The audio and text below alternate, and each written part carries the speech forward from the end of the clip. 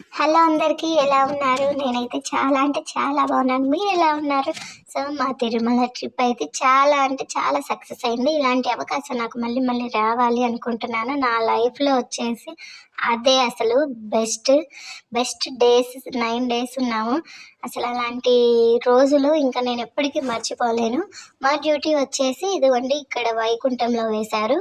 ఈ గదులలో ఉండే వాళ్ళకి ఫుడ్ పెట్టి కాఫీలు ఇవ్వడం మా డ్యూటీ టైమింగ్స్ వచ్చేసి మార్నింగ్ 5 నుంచి 11 వరకు. ఇంకా మా ఫుడ్ కూడా మేము అక్కడే తినేసి ఉంటాము. 11 దాకా బయటికి వెళ్ళడానికి ఉండదు. సో సాయంత్రం వచ్చేసి 5 గంటలకి మాడవీధుల్లో స్వామివారు ప్రతిరోజు ఊరేగింపుకి వస్తారండి. అదైతే హ్యాపీగా చూసుకున్నాము.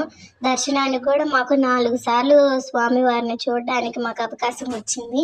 మనం విడి రోజులలో అయితే ఒక్క సెకండ్ కూడా అక్కడ నిలబడి ఒక సెకండ్ కూడా ఉంచరు.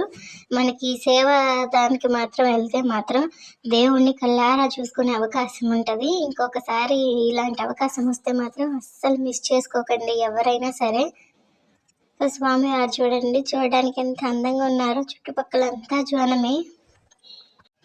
మేము అక్కడ ఉన్న అన్ని రోజుల్లో మేము 2 రోజులే ఇలా స్వామివారిని చూడడానికి మాకు కుదిరింది. అన్ని రోజులు మాకు కుదరలేదు ఎక్స్ట్రా డ్యూటీలు పడడం వల్ల.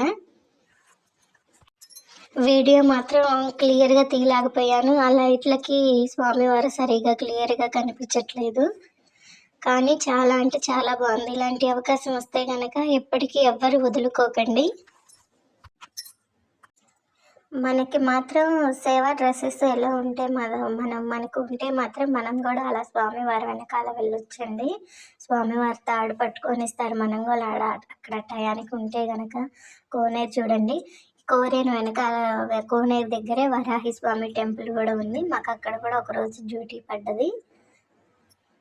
మేమైతే ఆ గుడిలో డ్యూటీ పడిద్దని అసలు ఎక్స్పెక్ట్ చేయలేదు. మాకైతే క్యాంటీనే ఇచ్చేశారు. సో మేము ఇంకా అక్కడే అందరూ అయిపోయాక, మా డ్యూటీ అయిపోయాక మేము కూడా ఇంకా అక్కడే ఉండి ఇంకా ఫుడ్డే తినేసి అక్కడే ఉంటాము. మా పని మొత్తం పూర్తయ్యాక ఇంకా ఖాళీ టైంలో కొంచెం సేపు కూర్చొని సరదాగా ఇంకా మాట్లాడుకుంటూ ఉంటాము. ఇదేనండి మా బ్యాచ్ వచ్చేసి.